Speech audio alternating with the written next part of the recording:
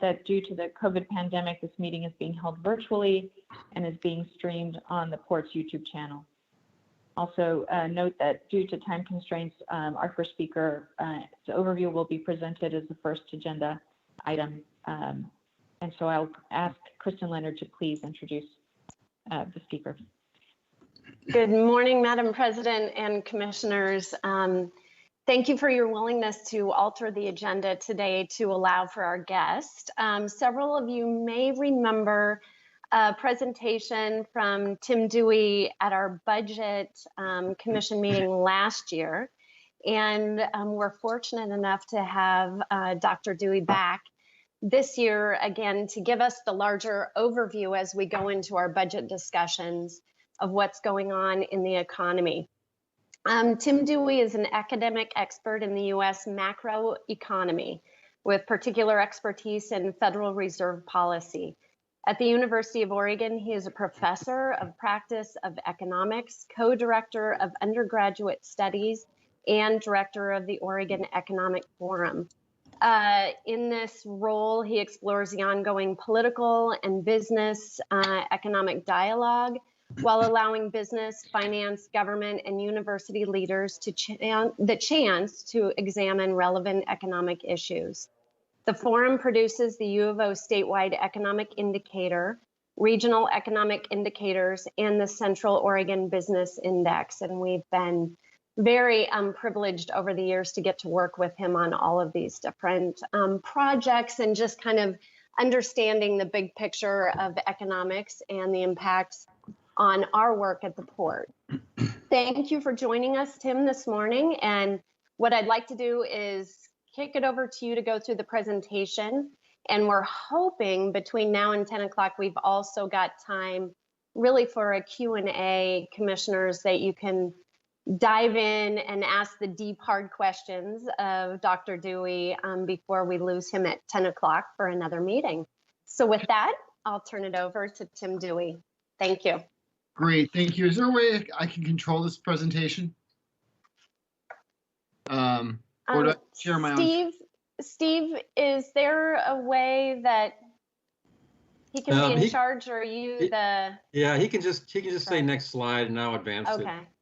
Okay, that's great. So I've been calling this the 3Ds of depression, economic outlook in the pandemic era. So if we could just slide through to the next slide.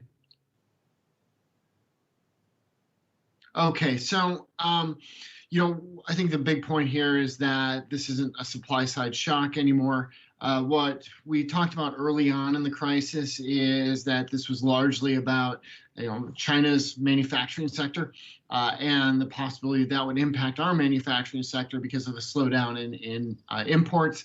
This has gone well beyond that. Obviously, at this point, we've literally closed down large portions of the economy.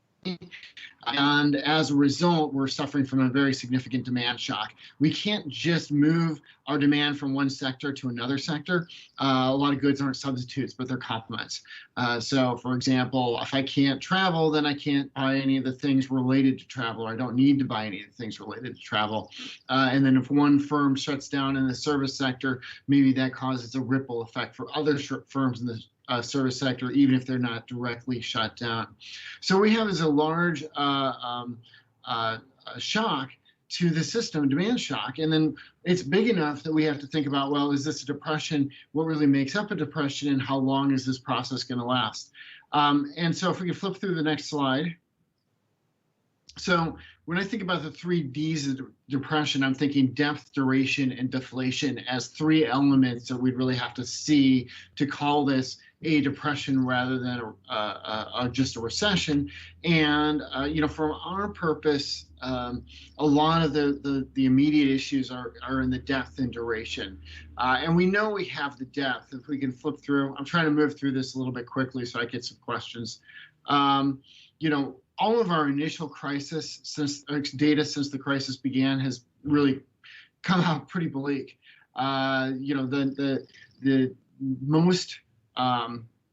most recent data, the first data we saw was initial unemployment claims, and they obviously skyrocketed. We have 20 to, maybe 22% of the workforce is out of work at this point.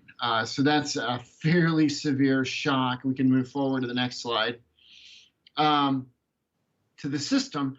And we see this basically resulting in declines across all sorts of crazy data. So, this is personal consumption expenditure. +15034755352.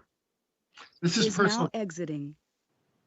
This is personal consumption expenditures, which obviously have had a big drop off. If you can't go out, you can't shop. So that's one sector that's obviously heavily impacted. If we look at the next slide, we're seeing manufacturing activity also severely impacted. So these are all kind of recessionary type numbers. The manufacturing index, the composite index up in the upper left-hand corner, is actually better than you would have expected. And the reason for that is because supplier deliveries have stalled out. That typically happens during episodes of high demand. Now it's happening because of supply chain disruptions. So, the supply side impacts are still there, but they're not being magnified by the demand side impacts at this point. Can we move forward?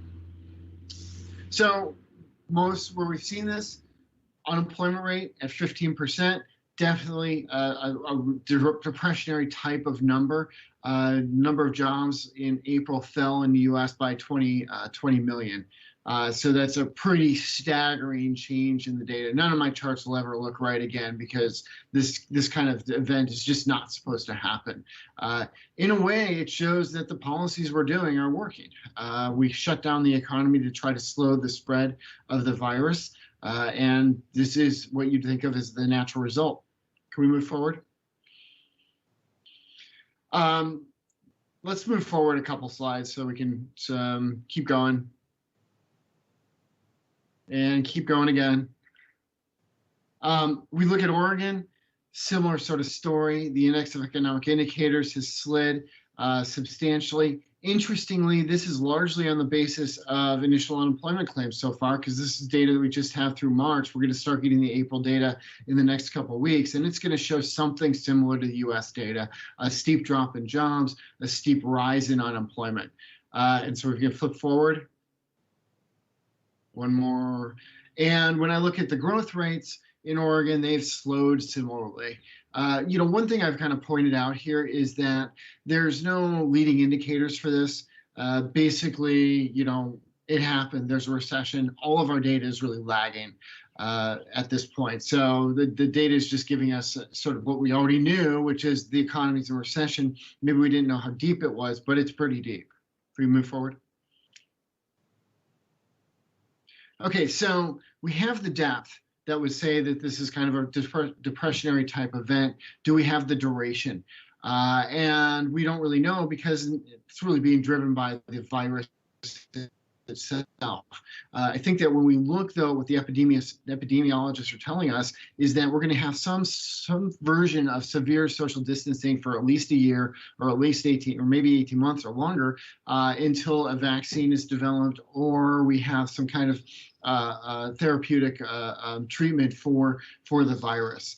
And so that's the issue right now, is what's the duration of this event? And the duration of this event is not necessarily in the sort of the worst part, the years-long process, but the worst part could be an extended period of time in which we've just seen economic activity at I want to say a virtual standstill, but at a much contracted pace to where we were before.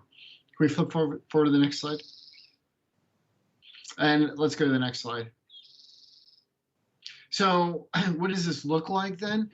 This is a chart put together by the Office of Economic Analysis, and it was a chart that was sort of to describe the various kinds of paths that maybe we could be seeing.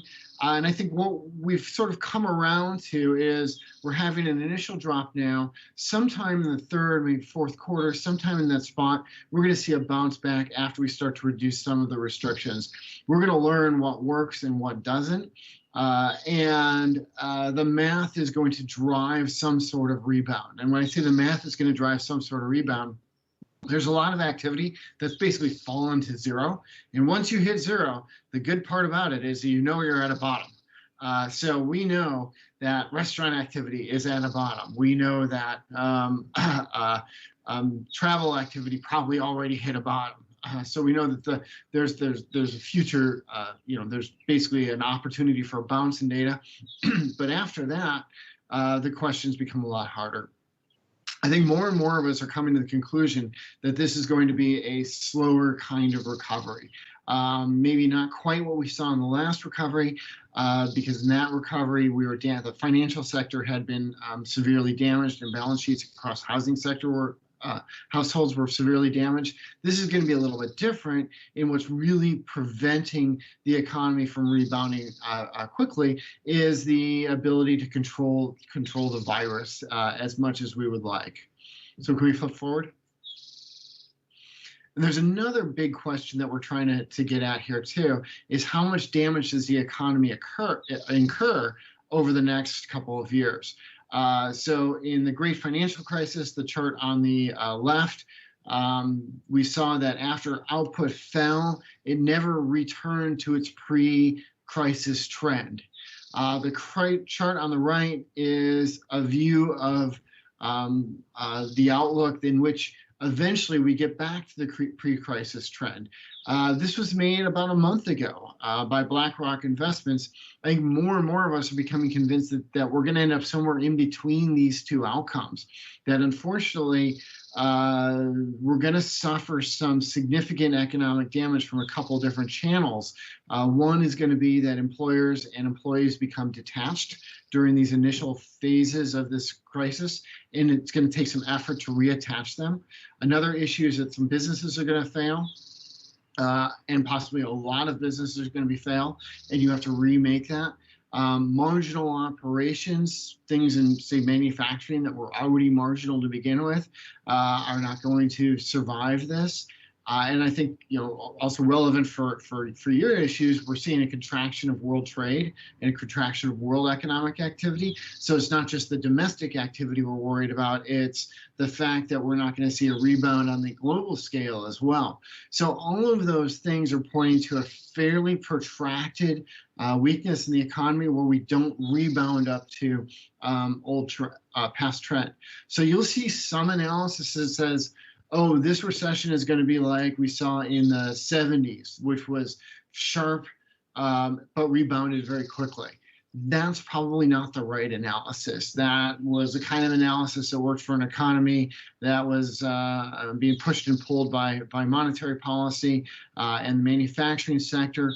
This is different in that this is driven really by the service sector more so than the manufacturing sector, not so much by monetary policy, but by this entire external event, the spread of the COVID-19 virus. Can we flip forward? So we're going to have the death. We possibly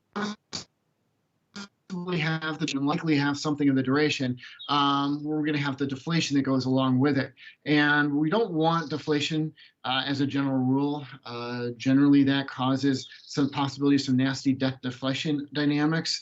When people's wages fall, they can't support the debt they had, so they have to cut down spending in other areas.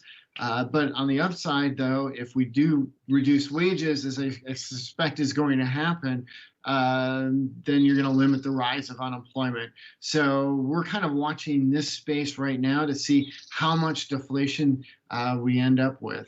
And can we flip forward to the next slide? We'll go another slide. One point here that is extremely important that I want to make sure that the message continues to get across, particularly to our federal friends, the duration and deflation are going to be heavily influenced by policy. Monetary policy is already in full gear. The Fed is acting very quickly and forcefully to prevent the financial system from collapsing. Again, I say this is different than the last two cycles. The last two cycles were financial shocks that resonated into the real economy. This is a real economy shock that pulled the financial markets into it, and the Fed is trying to keep the financial markets stabilized so it doesn't feed back into the real economy. What we're focusing right now is, though, mostly on the fiscal support.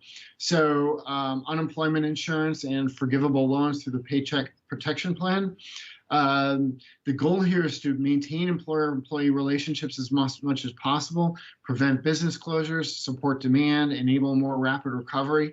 We need to do a lot more on these fronts, unfortunately. Most of them are actually in good faith, but have sort of fallen short of expectations simply because of the challenge of processing this many claims and this many loans in a short amount of time.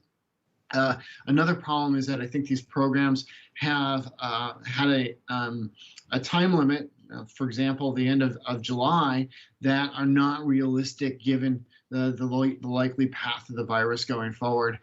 So we need that. We need state and federal aid. We need these programs in order to minimize the duration and extent of the income weakness that would aggravate deflation in the economy. And can we move forward another slide? Let's move forward another slide and another slide. We'll just sort of get to the point. One thing I also want to emphasize is that we need public confidence that we've got the situation under control before we can really move forward. I like to say that you know, it's not really the governor that opens the state. It's us as consumers that open the state. If we don't feel safe going out doing our normal activities, we're not going to do our normal activities, or we're going to minimize the number of quote unquote normal activities we do. Most people right now support the stay-at-home orders across political parties. To me, what that's suggestive of is that they'll continue to behave as if we have a stay-at-home order, even if you lifted those orders and move forward. Most people are saying that it will be months before they're willing to return to normal activity. So obviously relevant for you are these data that say the median person won't travel on an airplane for another 5 months. So that's the median person. Half the population wouldn't do it till after that. So you know, there's going to be a long period of time where people just are not willing to pursue these activities that you consider normal, and and consequently, you'll see the economy, you know, basically contract to a new post-virus equilibrium. And really, the challenge of getting back to the old pre-crisis equilibrium is about making people feel safe that they can attend their normal activities without fear of, well, dying. Can we move forward? And I think what you're seeing here is that there's a real trade-off between the economy and public health. Is you have to solve the public health problem at this point to solve the economic problem. So I'm going to leave it at that. Quick, 15 minutes for basically 45 minutes worth of slides, and be able to answer some questions. Thanks, Mr. Dewey. Any questions from the commission?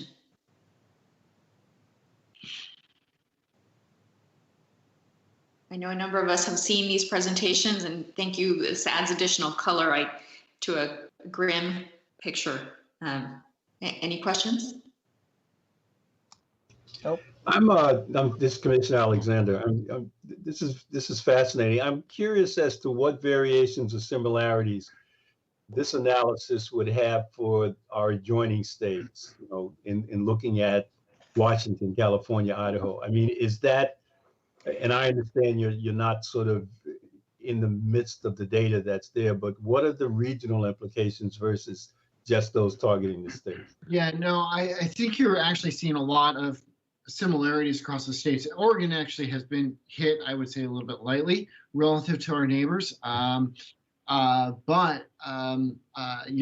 That's what we've seen is these hotspots erupt, and they are difficult to control once they erupt. So even if you're being lightly affected relative to our neighbors, we have an interest, I think, in following through with the public health policies that a lot of our neighbors are following through, and we could expect whatever weakness to develop there, to feed back in a similar way to the Oregon economy. One obvious thing that's a problem for us, for our economic outlook, is this is going to hurt migration over the near term and possibly the longer term, medium term, because people just aren't, up and leaving California to move to other states. So what goes on around us is going to be, I think, have similar patterns and similar implications, all of us have economies that are reliant on the service sector. And that's really what's been fairly severely impacted here. So I have just one question. May I? Sure. Thank you. Very, very data based presentation. Thank you very much. At the end of the day, when you have a lecture like this to your class, before you walk out of your classroom, if you were to take this down to like a 5-bullet, I guess the summary takeaways, what would that be? Those 5 points, 5 bullets. The summary takeaways are: A, this is obviously a very severe downturn. B, that we would expect this to be a fairly protracted episode. That don't be too, when you see that initial bounce, don't think that's going to hold. That you're going to have a big, long, hard road to still go through. I think C is how long that road is going to be very dependent upon fiscal policy at this point. And so if fiscal policymakers start to, back off of the path they've been heading, that's going to be problematic for our ability to rebound. 4, if you're in a travel, tourism, leisure, hospitality sector, those are going to be impacted longer than other sectors. Anything with crowds of people are going to be problematic going forward for a significantly long period of time. And then 5, if you can't control the public health threat, you can't really reopen the economy to anything that we would know of as normal. Thank you very much. That confirms that I almost passed the test. Thank you. Okay, good.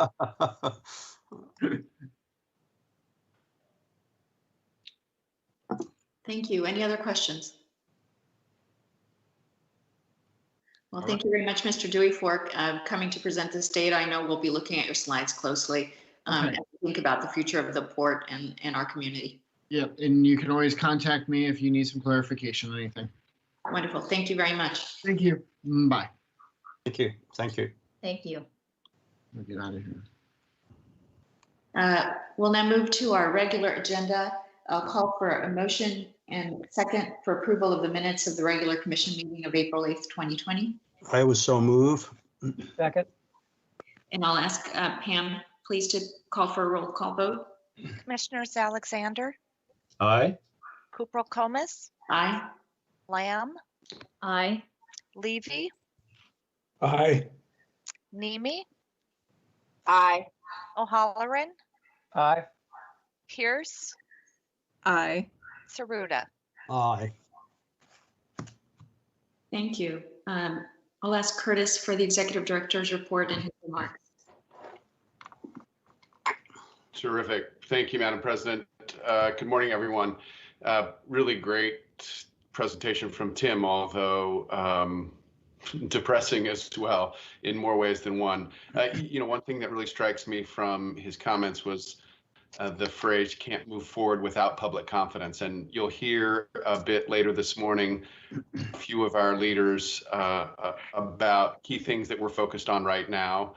Public confidence is certainly one of those, the safety of our operations, our revenue and budget, and about our office reopening. So Dan Pippinger and Bobby Stedman will both join shortly for that, so I'll try to keep my remarks short.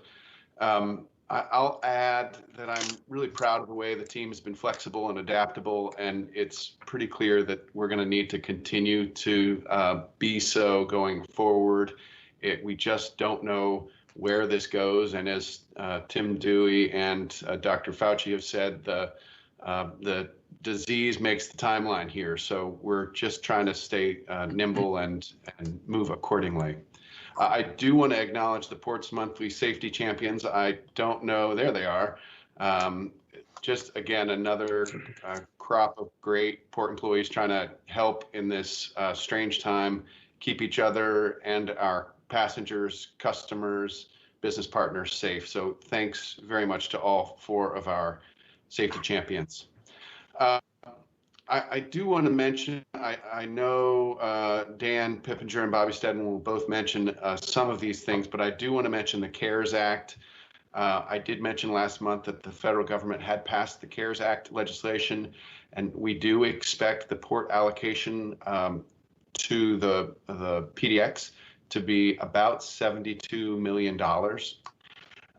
And while the CARES Act funding helps us close critical gaps, it will not cover the port's anticipated losses. To give you just a little context, it costs about $20 million a month to run our airport, $240 million a year. We're currently projecting an operating revenue decrease of nearly $109 million versus what we had budgeted prior to the COVID pandemic. You'll see some of that in the budget conversation later this morning. So that CARES Act $72 million is needed really to simply keep the airport running for those who need to travel and allow air cargo to continue bringing supplies into the region and hopefully help us get started again as people begin to travel once more. As you know, the port also cut $20 million from our budget for next year through employee furloughs, a hiring freeze, and other measures.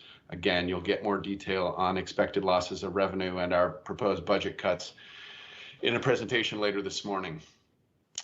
On the PDX Next front, a few bits of good news in the darkness for our region. When people are ready to travel again, we're going to be ready.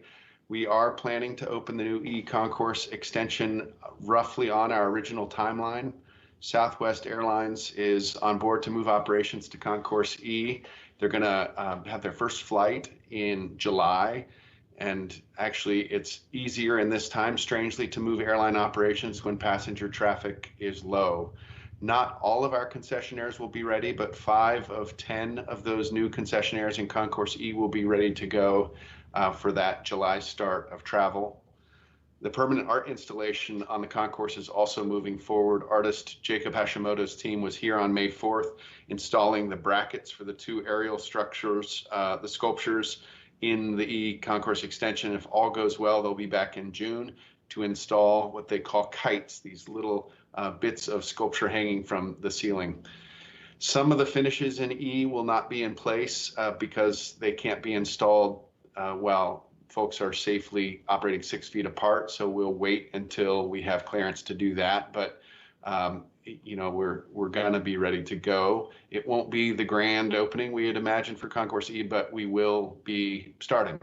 So at the end of the day, we're just really grateful for the port employees, contractor teams who've really been able to adjust in this COVID world to get the concourse finished. And it's really critical that we do that so that we can move forward with the work in the main terminal. One last update on air cargo and PPE. As noted, air cargo is really playing a critical role in bringing medical supplies into the US and into Oregon, and PDX is no exception. This Monday, our international air cargo partner, Cathay Pacific, flew 500,000 surgical masks into PDX. The masks were provided by Tricol Biomedical, a vendor working directly with the state of Oregon. We're really grateful to Cathay for making room for these supplies and for working with us and the state to get them cleared through customs and on their way to Oregon. They will get quickly distributed by the state hospitals, by the state to hospitals and other frontline and healthcare workers. I do want to specifically call out the work of our own Rick Aizawa, who many of you know. He's on our air service development team, and he has just worked tirelessly to make this happen on behalf of the state of Oregon. I know the governor's office has also expressed their gratitude for Rick's work. Just really proud of Rick and all the effort that's gone into this effort. We are expecting other shipments of masks on a Cathay flight later this week as well, and we'll just keep you posted as those shipments come in. That, Madam President, is my comment for this morning. Thank you, Curtis. I'll call for a motion and second for approval of the Executive Director's report. Acknowledge that Commissioner McDonald is now on the line. So Pam, if you could do, I'm sorry, I'll call for the motion and second before we have a roll call vote. So moved. Second. Second. Pam, if you could lead us. Commissioners Alexander, Aye. Kouprokoumis, Aye. Lamb, Aye. Levy, Aye. McDonald, Aye. Nemi, Aye. O'Halloran, Aye. Pierce, Aye. and Saruda. Commissioner Saruda? Forgive me, I muted myself. Yes, hi. Yes, aye. Very good, thank you. Thank you. Thank you. I'd like to acknowledge public comments that we received in writing and that the commissioners each should have received by email from Ms. Cynthia LeChastain, who is an employee of Relay Resource at the airport, from the Oregon Restaurant and Lodging Association, and from Avis Budget Group. Mm-hmm. And I'll call on Dan Pippinger and Bobby Studman to, sorry. Alice, I just want to confirm that all the testimonies that we received over the course of the last 1 or 2 days, 3 pieces altogether, right? I just want to make sure. That's correct, Commissioner. Thank you. I'll ask Dan Pippinger and Bobby Studman to please provide us a COVID-19 update. Good morning, commissioners. As I'm looking at my picture on the screen, I'm thinking I have more gray hair in the past 2 months, but Tim Dewey didn't help my hair color at all either. I'll provide kind of an overview of where we are operationally and some things we're doing specifically at PDX, and then Bobby will take over and talk specifically about port staff and the headquarters facility. First, I just say that our facilities all remain open and we're providing services to the community. And I want to recognize both port and port employees, other agencies and contractors who are keeping these facilities open and allowing people who need to travel and allowing goods and services to continue to move through our region, even in the midst of the pandemic. For PDX, in April, as we talked before, we stayed down at 95% employments, reduction of 95% employments throughout the month. But we were up about 10% in cargo operations, so that was slightly good news. But obviously the revenue impact of being 95% down in employments also continues to be severe. In May, we're seeing a slight uptick. We're down about 91% right now, so it's nice to see a little more activity in the terminal, but it's very minor at this point. The PDX Next projects continue to work without major disruption or interruption. And as Curtis mentioned, Concourse E extension is due to come online on around July 15th. General aviation out at Hillsborough, operations are down by about 1/3, and that's roughly similar at the Troutdale Airport as well. The marine terminals are all open, as I mentioned, and cargo volumes look relatively normal with fluctuations that we would expect to see here and there. On the container side at Terminal 6, the container rail operation, which takes containers from the region to the ports of Seattle and Tacoma and back, is definitely seeing a drop in some volume associated with that. And however, the SM line, the container shipping line on the Asia circuit is steady and has good volumes. In fact, the ship this week had 799 moves, and amongst that were a number of empties coming into the region, which are a positive sign that they feel that Oregon and Southwest Washington and Idaho exporters can fill those containers and send them out. So we're very pleased with that. The the labor production and the work by the ILWU on the operation is fantastic. And they and port employees are doing a great job on the equipment maintenance, and we're seeing some really good uptime on both cranes and equipment moving through the terminal or around the terminal to make that operation go.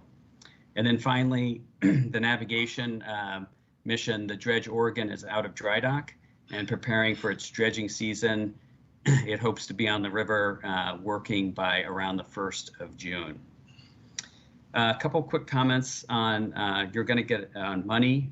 You're going to get a good presentation on the budget here in just a moment, but to further Curtis's comments on the CARES Act, I just wanted to remind the commission that we did take immediate steps to assist with cash flow and immediate downturn in business for our business partners at PDX. That includes the airlines who are on a deferred 2 months. They'll pay back in the fall through 4 equal installments. The concessions program, which was moved from a minimum annual guarantee to a % rent and is on extended payment terms and is in really charge of self-determination on whether to be open or not at the airport at this time. And then finally for rental cars, who also are on a 3-month deferment, and we have a fall true up with them right now. We are trying to, think about the future. Tim Dewey called it the 3 Ds of depth, duration, and deflation. And we're trying to understand those impacts with the pandemic and what, if any, additional measures or what steps we should take with our business partners moving forward and how we apply the CARES Act money. However, for the CARES Act money, we are planning to spend it on the things that allow us to keep commercial air service available to the community at the airport. And that includes maintaining the highest levels of safety and security at the airport, which would include police, fire, airfield maintenance, investing in traveler and employee safety, which would include cleaning protocols, reconfiguring the terminal, and making sure we have adequate PPE. I'll address these points in a moment. And then also making sure that we fund our debt service to maintain the financial stability and creditworthiness of PDX as we move into the future. And so those are our main focuses with the CARES Act. So I feel like the operation is at a point of, I guess I'll call it stability. It's a new normal for us. And we're pivoting now to adjust to a world where the COVID-19 virus is remaining here. And we have initiated a program across the port. We're calling it Build Back Better. And it has the goals of restoring services across the port in a very consistent and thoughtful manner.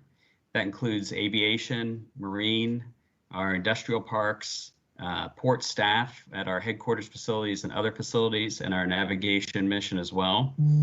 And to continue to reduce the spread of the virus and adapt to new health standards and business practices. Specifically at PDX, we call it the Return to Travel program.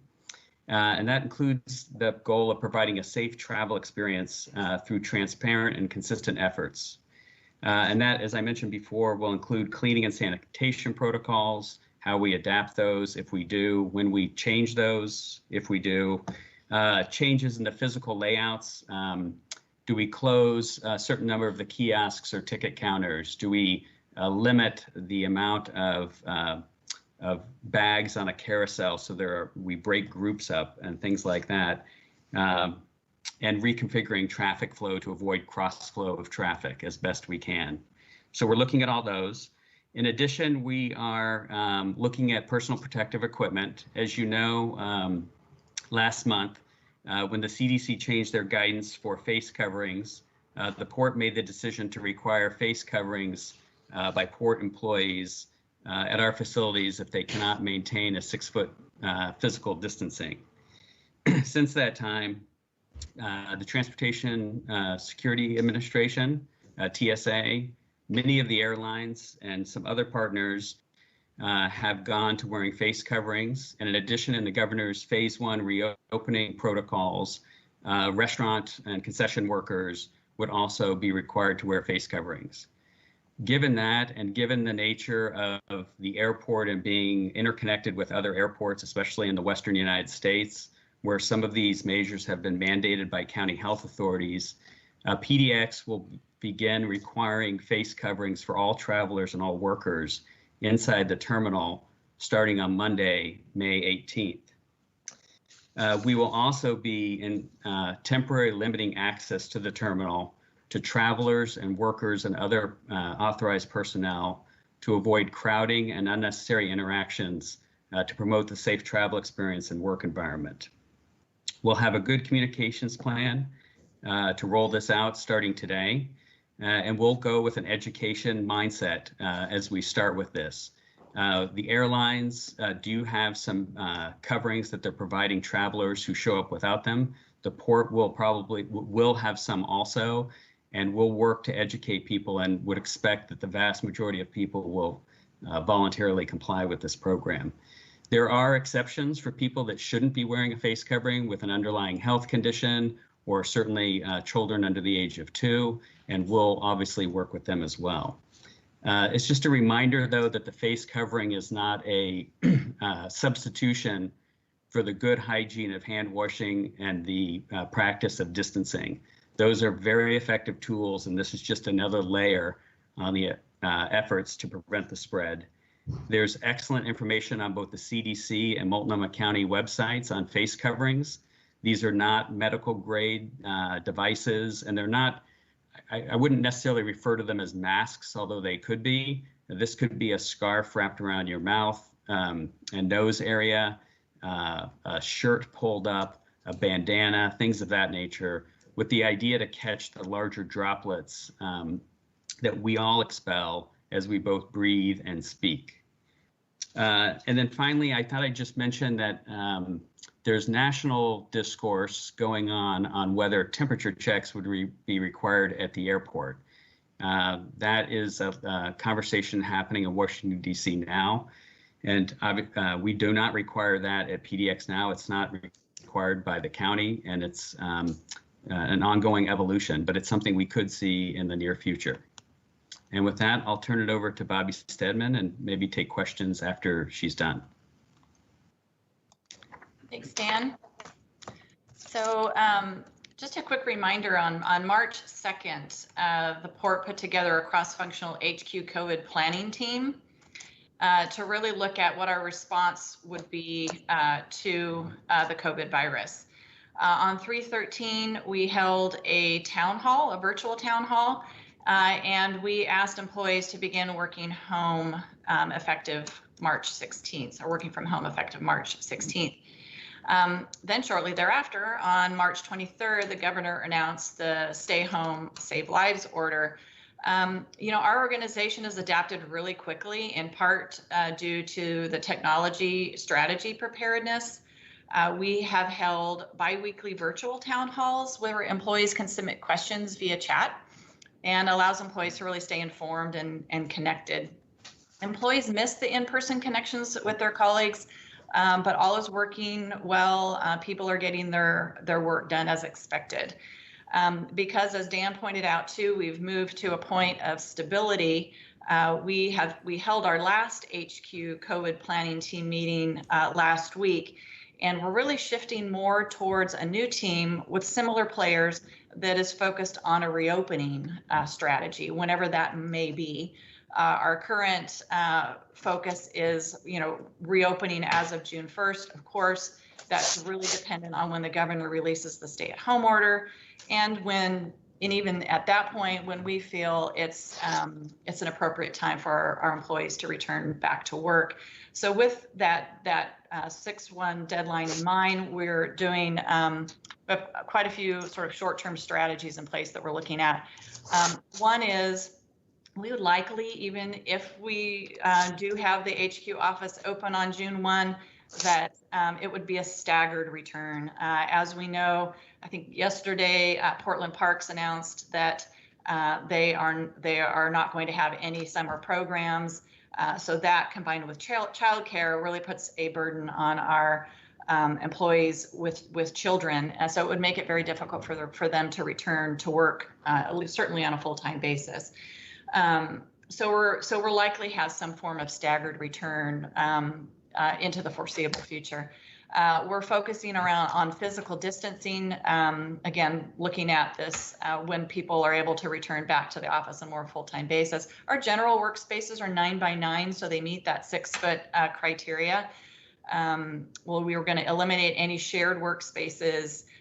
We're looking at managing traffic flow. So there'll be like a yield look and stairwell, and the stairwells. Hallways will be one directional.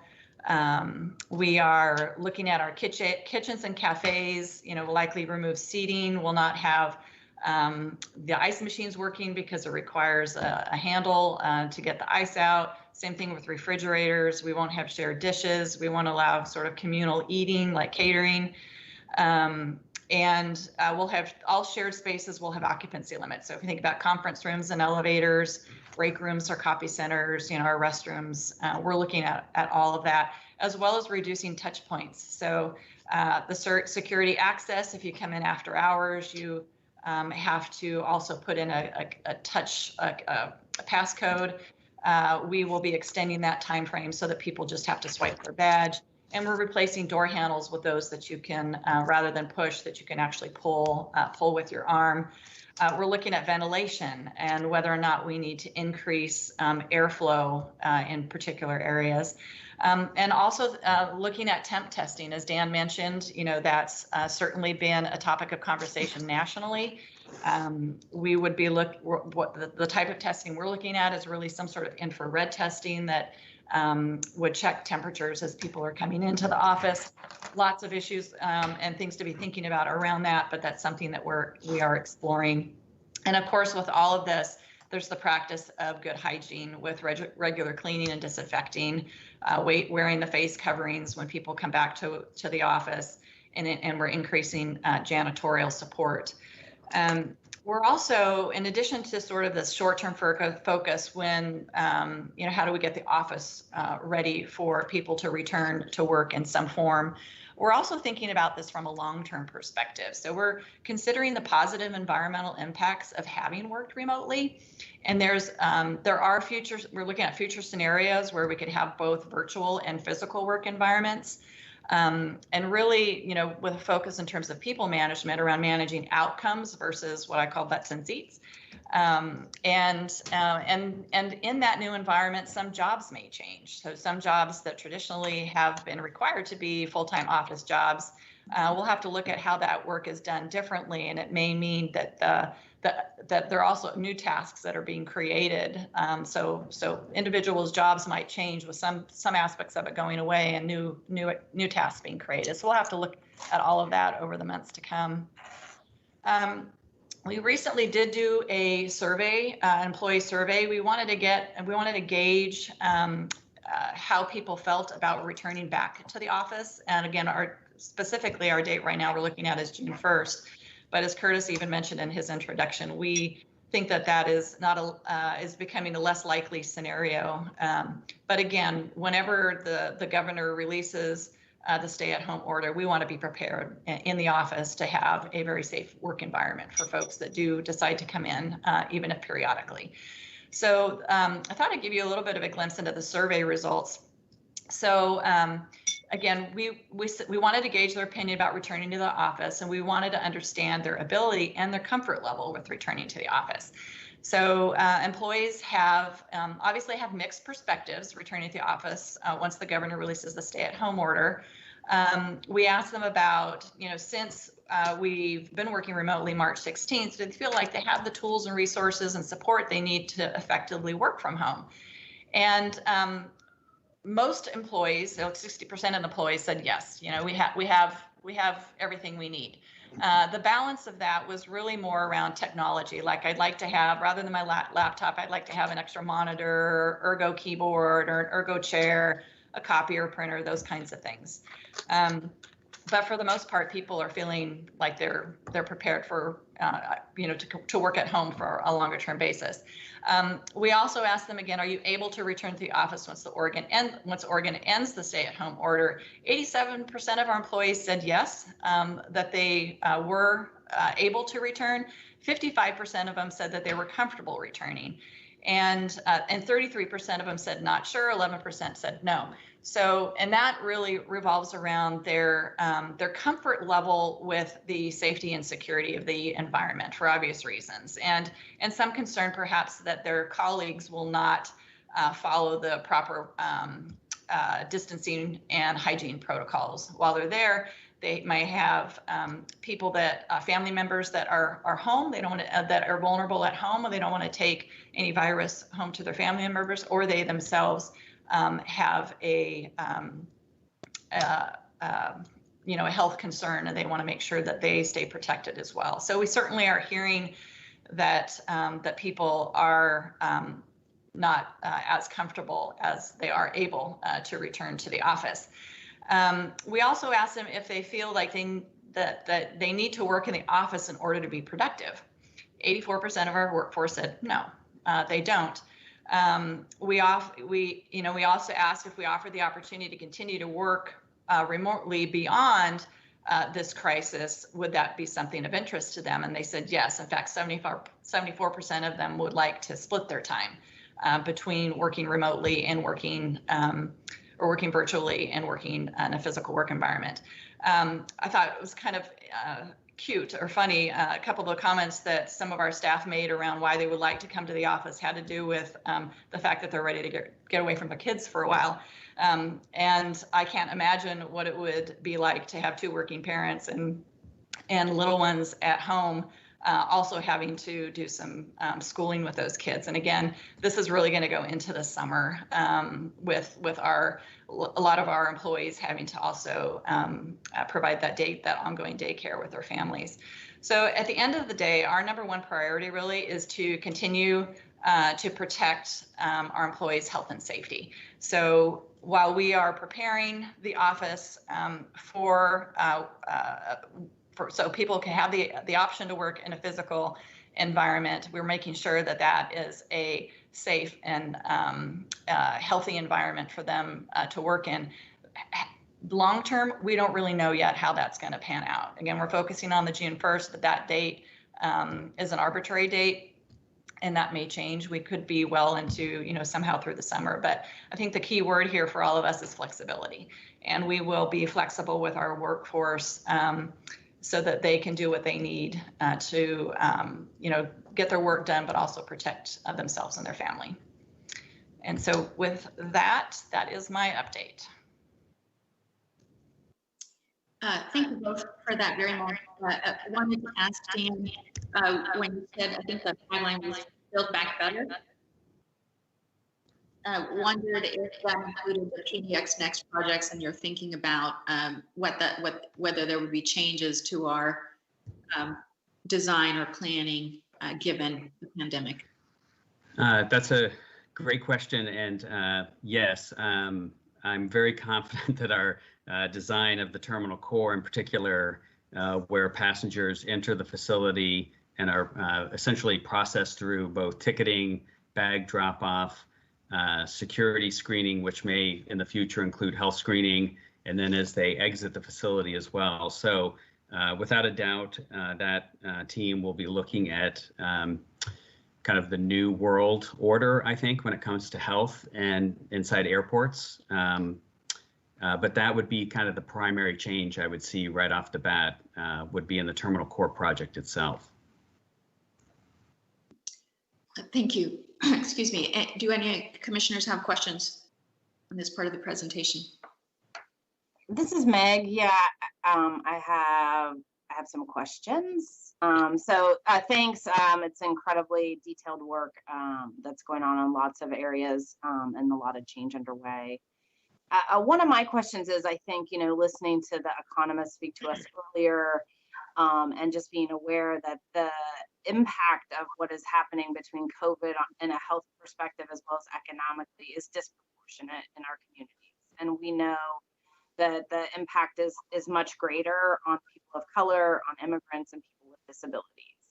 And the CARES Act money, to my understanding, is not necessarily mandated to just backfill a current budget as is. It's actually up to us as the board to decide how to utilize that money.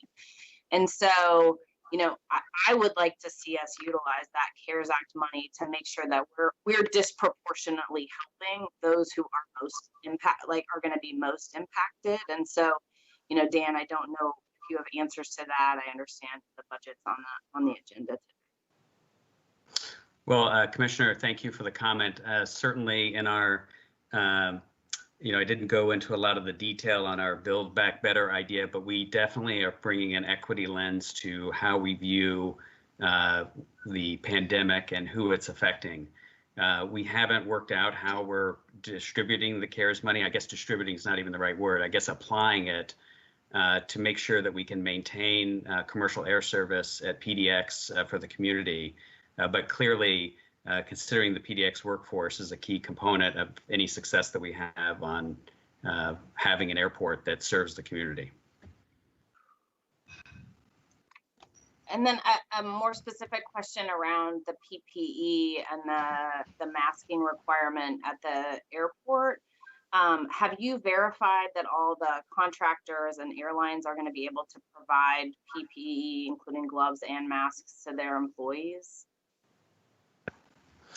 Commissioner, so it's a face covering, just to be precise about it. And right now, the airlines are providing face coverings for their employees. They require them to do so. So, and my understanding is that they're also providing for passengers that show up without face coverings as well. So, but for an employee, it would be PPE, right? I mean, you wouldn't probably just want an employee to be using a scarf or something like that. I think that's up to each employer to decide. The face covering requirement, when you read what is necessary for a face covering, you know, it depends on, let me back up. There are certain jobs that require a higher level of protection than others. For example, our firefighters who are EMTs need to have a medical grade face mask when responding to a health condition at the terminal. So different employers need to decide what the appropriate level of protective equipment is for their staff for job appropriate work. The face covering itself is a very, I'll say, rudimentary covering that can be any type of cloth. And it's really designed to prevent the person wearing it from expelling large droplets. It's protecting people around them. It's not protecting them from the virus itself. So it's, you know, different PPE has different goals. The face covering itself is merely to prevent me, when I'm walking through the terminal, from large droplets leaving my mouth and you know, getting onto somebody else. So that's the goal of the face covering itself. Okay, it has not necessarily been a practice in the past that some of the contractors, including those that employ cleaners, have provided personal protective equipment. And I think, you know, when you think about the consumer confidence, the ability to make sure that, you know, we are doing what we can to stop the spread of this, I think that that'll be an important element.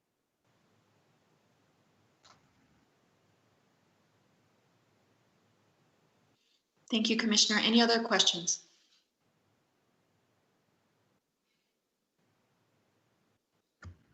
All right, thanks. Bobby. This is Catherine. I have something to ask Dan. Dan, have you or your team develop or look into sort of a standard disinfecting protocol to help tenants when they reopened, kind of help them kind of, you know, for the planning stages right now?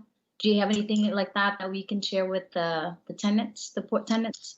Yes, we will be doing that, because this whole program has to be not just the port, but has to include our tenants, the airlines, any service providers in the facility. So we'll be reaching out to them to get a common set of protocols so that we are all working at the kind of the same level and we don't have a weak link in our approach to it.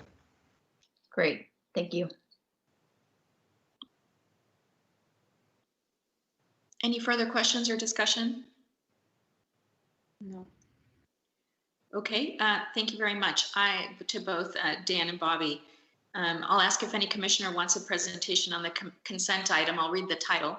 It's a public improvement contract, Southeast Ramp Rehabilitation, Portland International Airport. Is there any request for presentation or additional information beyond what was in the materials? No request from me. None by me. Nope. None. Okay. I will call for a motion and second for approval of the consent item. I will so move. Second. Pam, if you could lead us through the roll call, please. Commissioners Alexander, Aye. Kouprokomis, Aye. Lamb, Aye. Levy, Aye. McDonald, Aye. Nemi, Aye. O'Halloran, Aye. Pierce, Aye. Tsuruda. Aye. Thank you. Our first action item today is the budget approval for fiscal year 2021, and I'll ask Dan Boffice to provide an introduction. Thanks very much, Madam President. It is with that backdrop that we heard today, that economic outlook and the realities on the ground, that the finance team at the port was trying to put together a budget for FY21. And so we're here today to present the fruit of that work. Pursuant to state budget law, we'll have a public hearing today. You'll be then acting as the port's budget committee, and you'll receive the port's budget. After the presentation, there'll be an opportunity for public comment and questions. And the commission will then be requested to approve submitting the budget to the Tax Supervising and Conservation Commission for their review in June. Our process this year was different than normal. Normally, we would have been here with the budget for the first time in April, and this would be the second time. But we needed to incorporate the realities of COVID into the budget. We basically had a baked budget in the second and third week in March, and by the end of March, it became crystal clear that that budget was a non-starter. So we've spent the last month and a half trying to grapple with the implications of COVID and put together a budget in that situation. As you'll see in the presentation this morning, we're focused largely on PDX. If there's any good news in our financial situation, other than the fact that we have fairly sound reserves, is that our general fund is reasonably stable. We are largely dependent on leases, ground leases, that insulate us to some degree from dramatic ups and downs.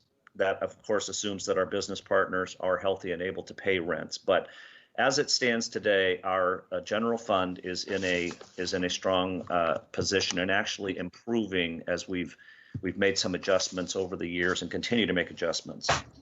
Our finance team modeled a number of scenarios to try to come up with the budget that we present to you today.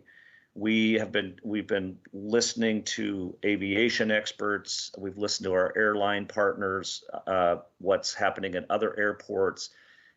Tim Dewey's presentation from an economic perspective is one of many that we've looked at, listened to bankers, accountants, you name it, rating agencies, et cetera. And we've come up with what today we believe is a realistic or our best estimate of what we expect to happen during this next year.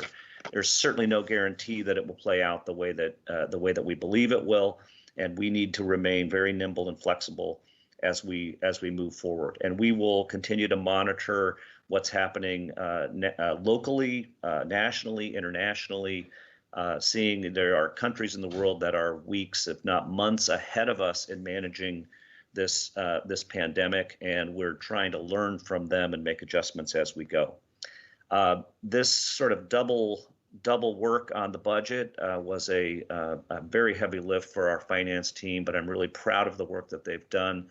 Suzanne Kinney, who is here today to present the budget, she's the Director of Budget and Financial Planning and Analysis, and her team, including Fran Breeding and others, just did terrific work to get us to this point. So I will turn it over to Suzanne now to present our proposed FY21 budget. Thank you, Dan. Good morning, Commissioners. We'll begin the budget review today with an overview of the COVID-19 financial impacts and the measures we've implemented in response to those impacts. We'll then move into reviewing the Port's fiscal year 2020-21 proposed budget, beginning with the principles and foundations on which the budget was developed, and then review the operating and the capital budgets, followed by a recap of the calendar and the remaining steps in the public review process of our budget. Next slide.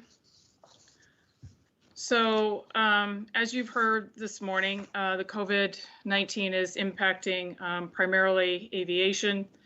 You can see that for the current fiscal year, the remaining months, March through June, we are forecasting to be down about 85% for the passenger activity and associated passenger landed weight. You've heard that we've been down about 95% here for the month of April. That has improved slightly here as we've gone into May. We're hoping for that continued improvement through the duration of May and into June, so that by the end of June that we are, around an 85% decrease. You've heard today, the cargo activity is weathering this situation fairly well. We've not seen impacts there. In fact, we've seen, as was noted earlier, a little bit of an uptick in the cargo activity with e-commerce and folks ordering a number of items from home, as well as medical supplies coming into the region. There is significant correlation between our passenger activity and a number of our variable revenue streams, particularly parking and our ground transportation network providers, including the TNCs and our concessionaires. So for the remaining part of this fiscal year, we're forecasting those revenues to be down 85% as well. Again, following very closely with the decrease in the passenger activity. For fiscal year 21, our assumption here is a 50% decrease in passenger activity and associated landed weight, again, with no change to cargo activity and cargo landed weight. And you'll see a little bit later that we are forecasting an uptick in cargo volumes. So the variable revenue streams, again, will follow closely with those passenger assumptions. While we are forecasting to be down 50%, that is assuming a gradual increase. So the first part of the fiscal year, we're expecting to be down, 75% and gradually increasing to, 60 and 40% as we get into the latter half of the year. And hopefully by next spring, we'll only be down about 25%. So collectively, those assumptions put us at about a 50% decrease compared to where we had anticipated we would be 2 months ago when we originally prepared the budget. Next slide, please. So for the marine and the industrial budget assumptions this year, again, no anticipated or no significant anticipated volume impacts for the duration of the current fiscal year, and then no associated revenue impacts there. For fiscal year 21, we are expecting, and we're starting to see a little bit of a decrease in the auto imports, particularly as a result of what's happening in the economy. Auto sales are down, so for fiscal year 21, we are expecting to see those import volumes decrease. We are fortunate that a number of our marine leases are either fixed rate land leases or minimum annual guarantees. Those help insulate us and protect us during these economic downturns. So while there is some volume fluctuations here, it's not a huge impact on the bottom line like we are seeing with the PDX activity. Next slide. So in response to these COVID-19 impacts, we've taken a number of steps and measures to address this. And you can see there the furlough program and the hiring freeze that Curtis had mentioned earlier this morning. There will be no merit increase for admin staff in the next fiscal year, and travel and management budgets have been significantly reduced. You can see the associated budget reductions by fiscal year out to the right. For PDX specifically, we've taken a hard look at all of our outside services and our contracted services and materials and supplies, and really reduced and deferred wherever we possibly can until fiscal year 22. We've implemented a number of operational changes that has provided for some reduced operating expenses, particularly in the areas of parking. We've strategically closed some parking lots that has provided for the need for less reduced busing services, and has provided the opportunity then to reduce some of those costs, as well as some of our maintenance and customer service and janitorial costs, particularly in the terminal. There are increased cleaning costs, obviously, and we are working to manage all of our operating expenses here strategically and prudently to address these issues. On the capital side, we've reviewed all of our projects and, where possible, have made deferrals. Right now, we're looking at deferring about $114.5 million in capital projects, and we'll touch on that in a little bit more in the next slide. The CARES Act, you've heard quite a bit this morning about the financial assistance and the flexibility that that provides. But as you've heard, that it will help close critical gaps, but it's not going to cover all of the losses. And we'll be working over the next few weeks to strategically identify the best allocation and use of those dollars.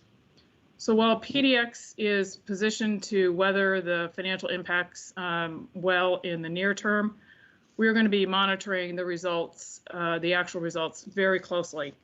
If actual results don't align with our current budget assumptions, we will be making further adjustments and revisions as we move throughout the year. I think the key that you've heard this morning is flexibility. We need to be extremely flexible and nimble, and we'll need to move quickly to make changes and adjust if our actual results are not in line with the budget as it's being developed right now.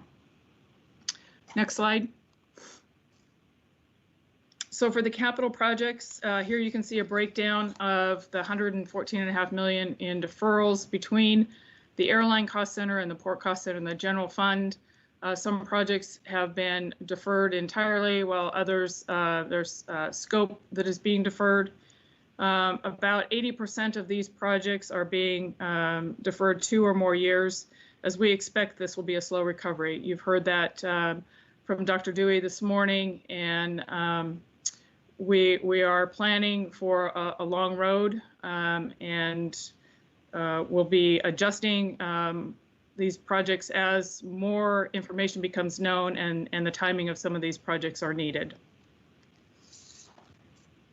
Next slide. So you heard Dan Pippinger talk about some of the support that we've been providing to our business partners.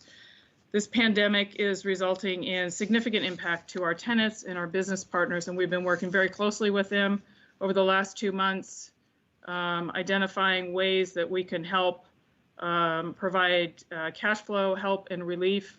Dan already recapped most of this here, but you basically see that we're working to defer rents and put in place repayment plans for these tenants, hopefully here later this summer and this fall when traffic starts returning and the economy starts reopening. I should mention that these programs are pretty consistent with what other airports are doing. We participate weekly in industry calls so we can stay informed of what other airports are doing across the nation. And these types of programs are pretty consistent with what we're seeing other airports provide. Next slide.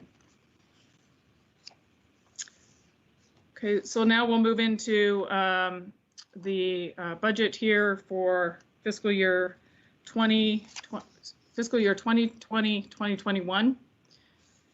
Really kind of starting with the principles and the foundation of our budget. It really is, continues to be, our mission and connecting cargo and passengers to markets. That really is key. With a long-term focus on, positioning the airport for the future, when the economy starts opening up and passengers start returning, we want to be ready.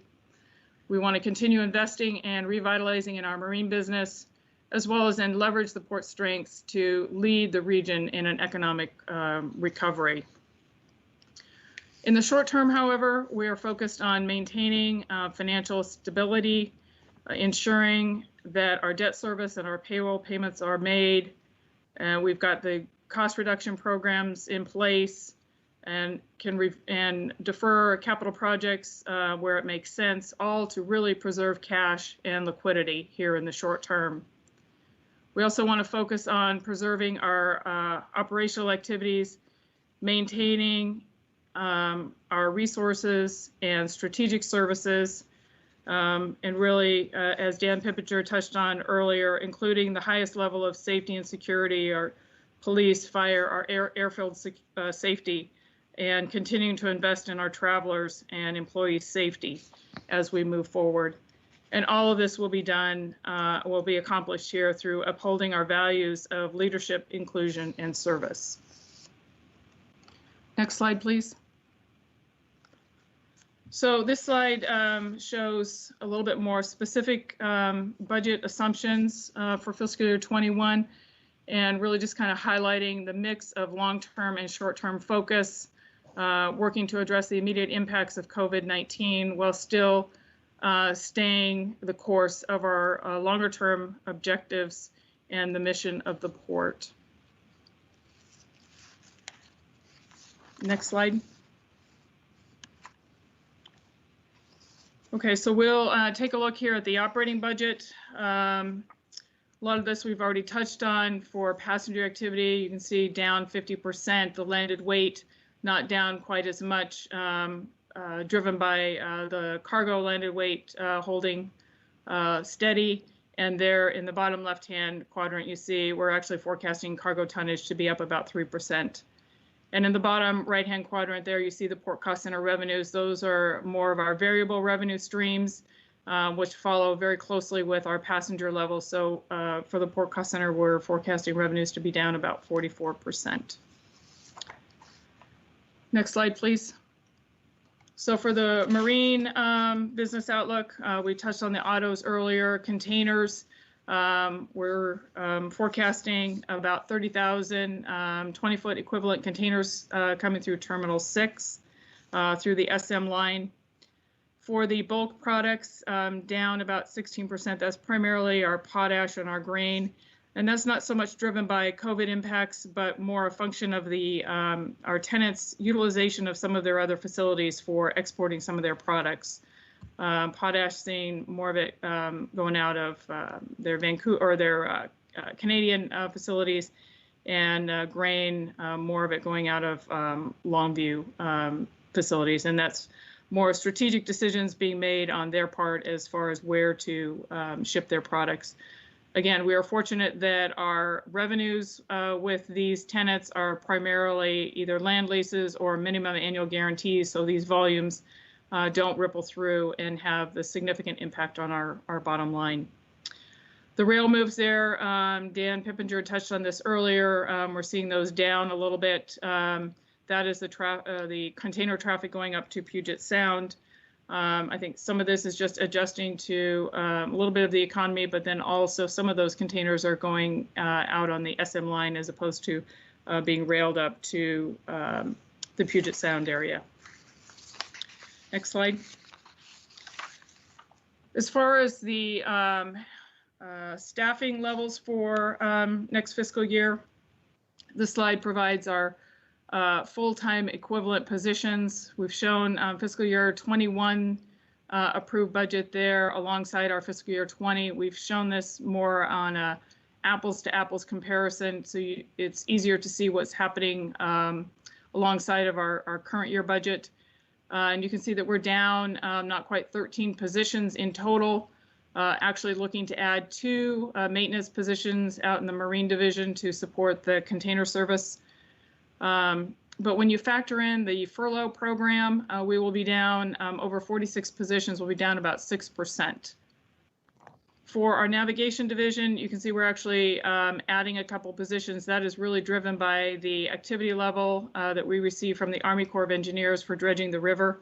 Those costs are paid for through the contract that we have with the Corps, and those folks will obviously be working at the level that's needed to achieve the dredging requirements from the Corps, so they will not be part of the furlough program.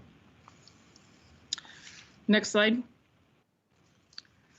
So taking a look at PDX in total, this is kind of a traditional profit and loss view with the revenues up at the top. We've got our pre-COVID 20 budget there in the middle, so you can see the adjustments that we have made over the last month in addressing these COVID impacts. For the airline revenues, that is the revenues that the airlines pay us in total, those will be going up, not quite $15 million here compared to where we thought we were going to be a couple months ago. Those revenues or those costs of the airlines are increasing because of the decreases in some of their offsetting revenues. We'll talk a little bit more about this as we go through the presentation, but in an environment where we're seeing significant revenue declines, to see that revenue increase there, you might be scratching your head a little bit, but it's really driven by the residual operating and lease agreement that we have with the airlines, which states that they will pay the operating costs and the debt service at the airport less any offsetting revenues. So to the extent that the offsetting revenues are not materializing at the level that we had anticipated, then they've got to step in and fill that gap, which is what you're seeing there on that top line. The other non-airline revenues, you can see the impact that COVID is having there, and we're forecasting those to be down over 63 million or 40%, which over half of that is parking. Almost 37 million down in parking revenues compared to where we thought we were going to be a couple months ago. And then another large revenue impact is the terminal concessionaires. A little bit further down, you see almost 15 million down from where we thought we were going to be 2 months ago. So the operating expense section there, you can see the impacts of the measures we put in place to reduce operating costs, and then overall what's happening to the bottom line there. The airlines, a significant amount of the revenues that they pay us cover not only the operating expenses, but also debt service. And you can see the debt service there towards the bottom, with the bottom line resulting in about 22 million. That is down over 30 million from where we thought we were going to be 2 months ago. That's primarily Port Cost Center income that's available for funding Port Cost Center capital, as well as our general aviation capital. Next slide. So this slide shows an overall impact to the Airline Cost Center and their overall net requirement, which is the basis of setting their terminal lease space rental rates and their landing fees. The net requirement is that far set of bars there. And as I mentioned earlier, you know, the airlines have the responsibility of covering all of the operating and maintenance expenses, the debt service. We offset that by some revenues and calculate the overall net requirement that the airlines need to pay us. We've got we're showing here the adopted budget again for 20, then alongside our fiscal year 21 pre-COVID budget, and then the revised budget. So you can see the impact there for the Airline Cost Center of the reduced expenses. The debt service there, you see the increase between our fiscal year 20 adopted budget and our 21 projection. That is the principal and interest that's associated with the Concourse E facility. So you've heard that that facility construction will be completed here in the next couple of months and opening here late June, early July. Once that facility is open and online, the debt service associated with that becomes part of the airline rate base and is part of the rental rates and what they pay us in revenues. The offsetting revenues here, you can see the decrease that we're forecasting there. almost 22 million, and 15 of that is the terminal concession revenues. Another decrease is common use facilities by the airlines. We provide various facilities at the ticket counter and the gates for them to use on a interim basis, kind of an overflow or as needed to handle some of their overflow activity. Obviously, with the lower passenger volumes, that level of common use is significantly tapered off. So the airlines will be paying less in those terminal rents, which contributes to them paying more in other terminal rents, which you see reflected in that far set of bars. And then finally, the last set of offsetting revenues is revenue sharing. That is revenues that are shared with the airlines from the Port Cost Center. And that is really a formula that's part of our airline agreement. And to the extent that the Port Cost Center is financially healthy, that drives the amount of revenue that is shared with the airlines. You can see 2 months ago, we were forecasting to be sharing over $12 million in revenue with them. And now, given the projected and budgeted financial implications of COVID, the formula is resulting in actually zero revenue sharing with the airlines. However, our agreement does provide for a minimum of $6 million to be shared with the airlines annually.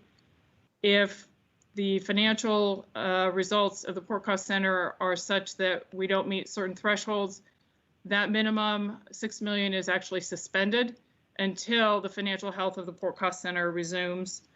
So while the forecasts now show us not sharing that minimum $6 million, that will be a future obligation that we will have going forward. So when everything is all finally said and done, the airline's net requirement is not quite 141 million. You saw on the earlier slide that the airline revenues were about 149 million. Well, 9 million of that is actually the common use activity. So because we've got lower common use here, their requirement is going up. Their requirement is going up because of less revenue sharing, and their requirement is also impacted by less terminal concessions. Those are mitigated by the cost reductions that we've been able to implement, but obviously all of that cannot be mitigated with complete expense reductions. So that really kind of summarizes the airline cost center. We'll take a look at the Port Cost Center. And you can see the impacts here on the revenues, forecasting those to be down over 48 million, and a large majority of that is parking, as well as then lower revenues in ground transportation provided and rental cars. You see the O&M expense reductions there from the COVID measures that have been implemented. This is the Port Cost Center share of those steps that are being taken. And then we already talked about revenue sharing. And then finally, the Port Cost Center income down about 30 million from where we thought it was going to be a couple of months ago. Next slide. So taking a look then at the general fund, again, kind of a traditional profit and loss view here as well, with revenues there at the top and expenses at the bottom. So while our general fund does include our navigation activities as well as our general aviation, our navigation contract with the Army Corps of Engineers is pretty much a pass-through break even. So bottom line impact there is pretty negligible. And our general aviation, any shortfall is made up from the Port Cost Center on the airport side. So really focusing on the health of the general fund, we look at our marine and industrial lines of business and the day-to-day revenue streams and activities there. So you see those highlighted in the blue bars. And really, the bottom line there is what Dan Blaufus was alluding to in his opening remarks about the improvements that we made on the general fund side. We are budgeted to increase our operating income before depreciation by $1.5 million once we exclude some of the environmental accruals, which those are really managed through our overall general fund forecast and management program. So improving the day-to-day health for our marine and industrial lines of business is critical, and we're encouraged with the progress that we've made over the last number of years and the direction we're headed. You see the increase in the revenues there for marine. That's really the container service provided by the SM lines. You'll also see increased operating expenses for marine, and that is the longshore labor that's needed to support that service. There are the COVID impacts apply across the port, the furlough program, no merit for the admin groups, and hiring freezes. So you see the cost reductions in the other areas. And marine also has those cost reductions, but the longshore labor supporting the container service actually puts us at an increase there for operating expenses. But again, encouraged by that bottom line budgeted increase of $1.5 million for next fiscal year. Next slide, please. So taking a look then at the capital budget for next year for the general fund, you can see the projects that are planned and the future projects that are shown there. That is really for planning purposes. The timing and the dollar amount of those projects in the future will all be driven by a business need. These are always being evaluated, and particularly in light of the current environment, as to when we will start taking those on. Continuing with some of these projects that are underway on the general fund, as well as the general fund right now weathering the COVID impacts fairly well. Next slide, please. So for aviation, this is the capital forecast that you see for fiscal year 22, and again as well for forecasting purposes, what we see over the next 5 years. The project deferrals have been incorporated into the forecast. Again, a number of these projects are underway. They will be continuing, and we will continue to evaluate projects as we go forward and evaluate the economic recovery and when some of these projects are actually taken on. Next slide, please. So this just really kind of summarizes the rest of the public process here for our budget. We've got the public hearing today, and we'll request commission approval to send the budget over to the TSCC, as Dan mentioned earlier. The TSCC will hold their public hearing on our budget on June 10th. 2nd, there'll be a special commission meeting held where we will request the commission adopt the budget for fiscal year 21. We are currently, again, reviewing the budget, and I fully expect that there'll be some additional reductions and revisions that are brought forward here when the budget is finally adopted. So with that, I'm happy to take any questions. We can go back to the previous slide, Steve. With that, I'm happy to take any questions and then also turn it over to President Cooper-Comas for the public hearing. Thank you very much.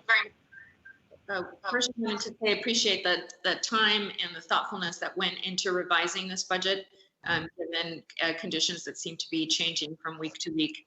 And also appreciate the fact that you mentioned, Suzanne, that we would be, continuing to look at the budget and whether it needed changes based on conditions as we move forward through the pandemic. I had a couple of questions, neither of which are big in terms of economic impact, but I want to make sure that there's been some thought in them in the budget. I noticed, as you mentioned, the increase in expense on the marine side. And you mentioned that that was largely labor related. We have folks obviously that we're asking to go to work and not stay home, so that we can get additional economic activity through the terminals, and wondering if that expense also includes, making sure that we're maintaining cleaning protocols and safety there for them, given the increased activity. Oh, yes. All of the COVID driven cleaning protocols apply to all of our port facilities. And I should have stipulated that earlier in the discussion. With so much focus on PDX, I kind of forgot to mention that. But yes, all COVID-19 cleaning protocols are happening throughout all of our facilities. Great, thank you. So the expenses of those protocols are included in the different budget pieces here. Right, right. In the respective divisions and business line, that's where those costs are budgeted. Yes. And you also mentioned we're looking at sort of a increase over time back to 50% activity, and obviously that's one of the things we'll need to watch as the calendar year moves on to see how we can do that. I assume we'll also then be, to the extent that happens, right, that our concessionaires, for example, will be bringing additional staff back to work, and we'll need to provide the supports we have in the past in terms of folks in the labor pool. And I assume that's also included here. Yes, yes, absolutely. Okay, great, thank you. I know those were just small items, but I wanted to make sure they'd been included. Other questions from the rest of the commission? Yeah, I have just one. May I please? Please go ahead. Thank you. Just a request for some additional comment or information concerning the, I guess, when you look at this whole picture, the cost-cutting measures, given this pandemic implications. You talked about the employee furlough program, and I saw the numbers being reduced in terms of the cost. Could you just provide some additional information? What is the extent of that? What that would represent in terms of a percent of the total normal workforce? Mm-hmm. Oh, sure. And how does that relate to last month? We had a meeting similar to this. Curtis, executive director, was talking about furlough program that was contemplated or almost in implementation. That time was when you look at the total month work per employee, it would represent about 1 day out of a month, something like that. Does it still hold the truth, or has it been modified since then? Do you understand my question? Oh, yes, yes. An excellent question. Thank you for that. Yes, the program that Curtis discussed and outlined last month is what is reflected in the budget. So it's, 1 day a month for employees, and the executive team is taking an additional half day a month as well. That program runs from April of 2020 through June of 2021. So it's a 15-month program, and it is about 4.5% of an employee's working time. Mm-hmm. Okay. Yeah, Tom, it's about I think it's 4.62 right for the rank and file. Uh-huh. It's just under 7 for the executive team, and about 9.25% for Curtis. Overall, it represents a 6% reduction. Right. Okay. Are there any Dan legal I guess the restrictions or constraints as to if the port were to wish to do more? Are there any restrictions or constraints? Yeah, in the CARES Act, remember that we have to maintain 90% of our airport workers through the end of the year. So there's that constraint. Mm-hmm.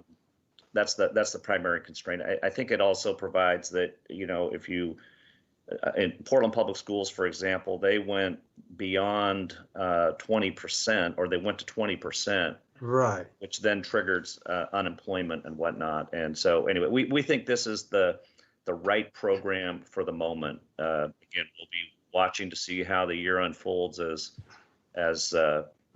Commissioner Caprile-Comas mentioned. We just have to keep really fixated on what's actually happening on the ground and then adjust appropriately and when we can. I got it. Thank you very much, both of you.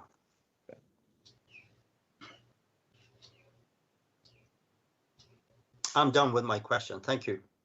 Thank you, sir. Commissioner, any further questions from the commission? Madam President, this is Mike. I do have a question. First, I also want to commend the team on just the breadth and depth of this analysis. This is obviously a very fluid situation, and we're not anywhere near through it yet. A lot of the assumptions around the reforecasted budget are based on both the pace of recovery and I'm assuming as well the extent of recovery. It may well be that we don't find ourselves back where we started, and I'm wondering just how some of the things that are going on within the larger airline industry factored into any of these assumptions. And I think about carriers not using middle seats. So even though if we had the same volume of flights, the deplanements, the number of people getting on and off that vehicle is significantly impacted. If that's happening here, it's happening in larger airports, higher volumes. I think the financial pressures on a number of these carriers is going to be significant. And I'm just wondering if there's any anticipation that the number of folks at the table that may not be the number of people who entered into this crisis with us, and where that places PDX as a secured or an unsecured creditor around some of this exposure. Right. Well, our airline agreement is, excuse me, residual. Our airlines basically kind of self-insure each other. So to the extent that an airline were to file bankruptcy, if they decide to continue operating here at the port, if it's a restructuring type bankruptcy, they would need to assume the lease again, and typically then, fulfill their pre-petition obligations. If there are lingering expenses associated with any potential bankruptcies, that would be folded into, excuse me, the airline rate base, and would be picked up by the other carriers. As far as the emplanements, that is part of the kind of gradual increase that we have built into the budget. Who knows when planes will be filled like they were, if we will ever return to that environment. So it could be that planes are carrying fewer passengers going forward in the future. We're hopeful that there will be rows of seats out and fewer on the planes, which is why we're forecast to be down by the end of the year, 25%, and we might be at that level for another couple years. That's kind of the next step, is starting to look longer term here, and what does this recovery look like, and start planning for when would we possibly get back to pre-COVID levels. So that will obviously be underway here in the coming months. Yeah, I would just add that, Michael, I think we won't be surprised if there's some airlines that don't make it, and if there's some merger activity here. But as long as there is an industry, as Suzanne points out, there is this residual nature of the agreement that they have to make good on. When Dan Pippinger's... Yeah, this is Linda. Have you had to kind of update your process for reforecasting quickly, often, or is that process already in place and easy to work with? That was an evolving process, and I would say that started on the evening of March 12th. I was meeting with Dan that Thursday afternoon and could tell that things were going awry. And he had indicated that some of the scenario planning and analysis that we had been providing wasn't quite answering the questions that he felt that the executive leadership needed. And literally on my drive home that night, I was just, pondering that discussion and contemplating on what info together that night. And we started it the next morning, and literally then that next week, as our first week in teleworking, my team was cranking through scenarios daily. We would start with one set of scenarios in the morning, and we'd provide that information to Dan in the afternoon or early evening, and he'd say, nope, I want to see, employment's down X%. Nope, I don't think that that's worst case. And he kept wanting to get a feel for what is worst case, what is worst case. And, we repeated that, I think, for the entire week. And, I would say that it was that second week that things started kind of settling in, and then just kind of worked to refine that. As we worked with, airline partners and the industry, and hearing what they were modeling and assuming, we felt like we were kind of in the ballpark, and have basically just kind of used that framework to continue the analysis and refinement. And then that is what we will be using to monitor actual activity as it unfolds here in the coming weeks and months ahead. Oh, that's really good to hear. Yeah, I'm glad. I commend you and your team. I know how much work goes into that, and it's just a time where we have to be very nimble and effective at changing quickly as new information becomes available. So good job, and thank you. Really appreciate the work. Yeah, those first couple weeks were pretty crazy. Mm-hmm. I would wake up in the morning thinking it can't get any worse, and I get the passenger volumes, and they would just continue to plummet, and I was just like, oh my heavens, where is this bottoming out? Yeah. Now my biggest concern is how quickly, it will come back. I've heard as long as up to 12 quarters, which is a very long time. Wow. But it sounds like you guys are planning for about 6 quarters. So we'll just take it day by day and stay optimistic. Thank you. Thank you. Thanks, Commissioner. Any further questions? Okay, hearing none, I'm going to open the public hearing and ask if anyone listening wishes to comment on the Port's FY 2021 budget. We'll pause while we give folks time to introduce, to provide testimony through the inbox.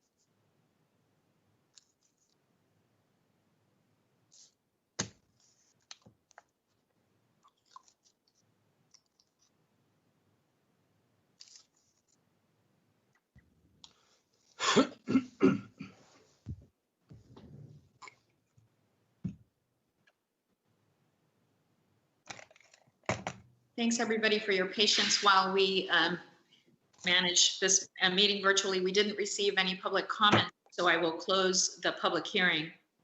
And then I'll call for motion and second for approval of the FY 2021 budget and approval for the budget officer to submit the budget document to the TSCC. Is there any further discussion?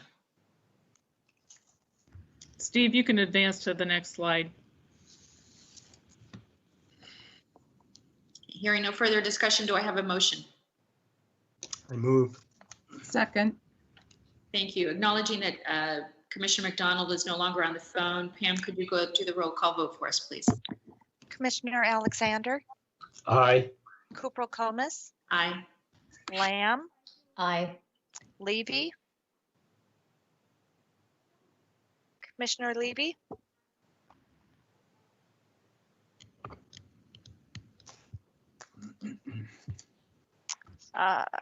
Commissioner Nemi, Aye. O'Halloran, Aye. Pierce, Aye. Saruda. Aye. Thank you. Thank you. I'll call on Dan Pippinger, please, to introduce the next agenda item. Thank you and good morning again, commissioners.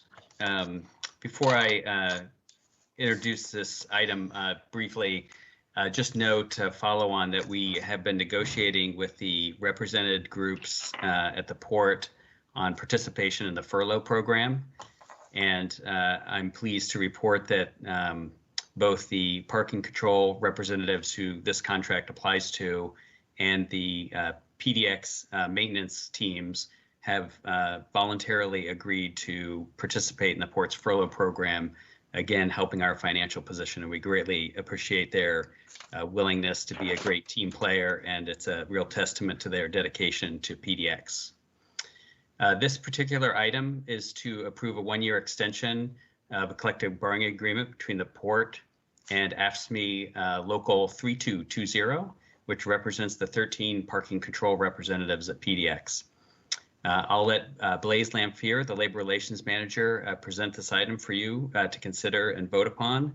And just again, noting my appreciation for the parking control representatives on their participation in the port's furlough program, in addition to this collective bargaining agreement extension. Blaise?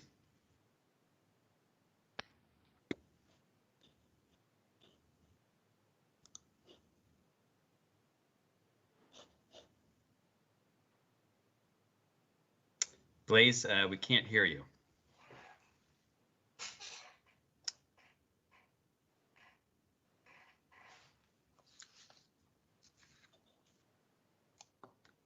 Well, why don't I walk through the issue then? Can you hear me now? Yes. Oh, Go okay. ahead. Okay. Okay. I have an issue with my headset, so we'll do it this way.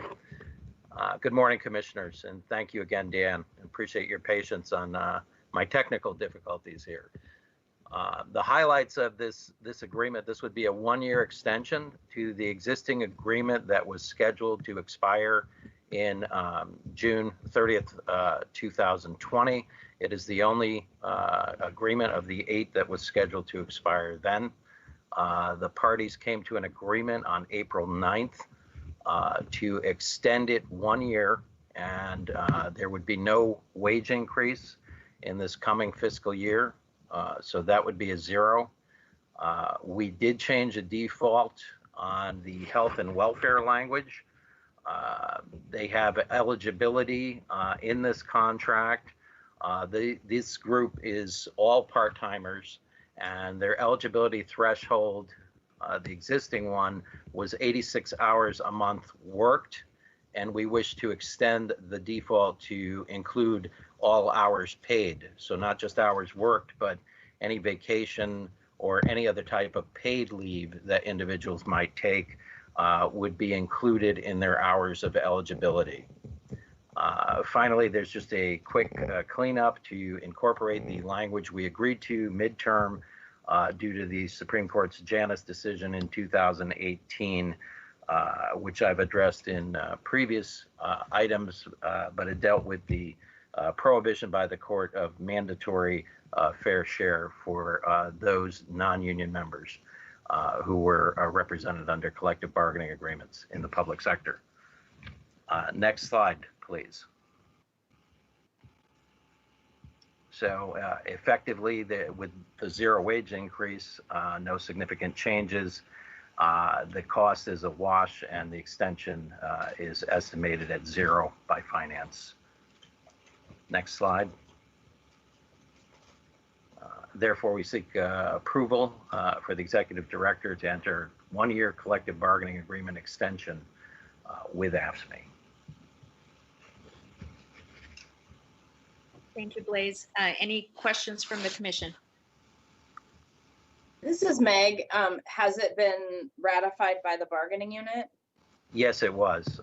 It was ratified on that same date that we reached the TA.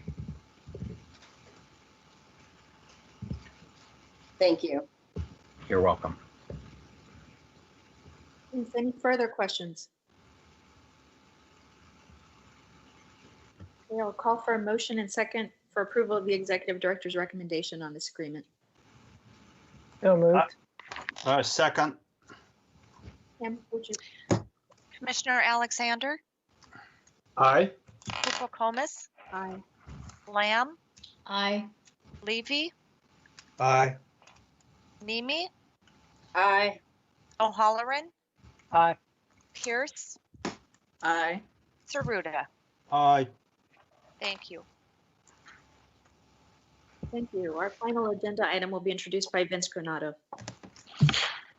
Okay, good morning, commissioners. So we're here to ask your approval to amend our existing contract with J.E. Dunn for some improvements to the rental car center, or what's also known as the RCC, as Isabella will walk you through here shortly. The RCC it's a standalone building. It's going to house the rental car service counters on the first floor, but floors 2, 3, and 4 are going to house some tenants that are currently in the terminal building in the mezzanine area that we're moving out as part of the terminal core project. So the terminal core project is actually funding this amendment. And we selected J.E. Dunn because they had a real good bid for us, but also there's some efficiencies that can be gained by having them construct the improvements since they're already there doing the shell work. So I'm going to turn it over to Isabella and let her walk through the details for you. Thank you, Vince. Next slide, please. We're requesting approval to amend the existing public improvement contract with J.E. Dunn for the parking additions and consolidated rental car facility. This is to facilitate the tenant improvements for the rental car center in the amount of approximately $24 million.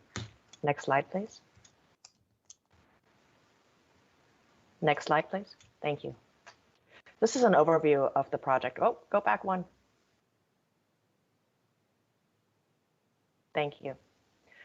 In the upper right-hand corner, you'll see the new exit toll plaza. We're still calling it new, even though we opened it back in November, and I know many of you are familiar with going through that facility.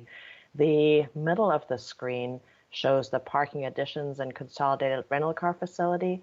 That's really our P3 parking structure. What you would find in the bottom 3 floors are the rental cars. We would have all 5 rental car companies on site rather than busing folks off site. And floors 4, 5, and 6 would have paid parking spaces. And then over in the left-hand corner of the screen, you'll see the rental car center, and that's the building that we're talking about today. The lobby for the rental cars is the first floor, and that's where we would have the customer service center for all 5 rental cars. What you'd find in floors 2 through 4 are the tenant improvements we're talking about today. That's really the portion, it's the folks that we're moving from the mezzanine over to make room for T-Core, and that would happen next summer. That would include the comm center, TSA, badging, and a few other port functions that are currently housed in the mezzanine. Next slide, please. So when we talk about the tenant improvements, which is what the meat is of this particular contract amendment, it's to build the building interior, the interior partitions, furniture, and so on, to make that space functional for all those folks that we're moving. As I mentioned, the comm center, Port Police will have their own floor, TSA will have a floor, the Emergency Operations Center, badging, and a few other essential airport services. Next slide, please. This project has been before Commission several times. Construction started approximately 2 years ago, and we're looking at opening the floors 2 through 4 for those uses I mentioned summer of next year, and then opening the rental car center itself and the parking garage by November of next year. Next slide, please. This shows the breakdown of the contract. J. Dunn's overall contract would be valued at about $309 million by adding this amendment. What you see on the right-hand side are the portions that have been funded through TCOR for the tenant improvement specifically. The $40 million figure you see there is for the core and shell, which is really the building exterior and some primary life safety type items. And then the $24 million that we're adding today are to improve the interior space to make it functional.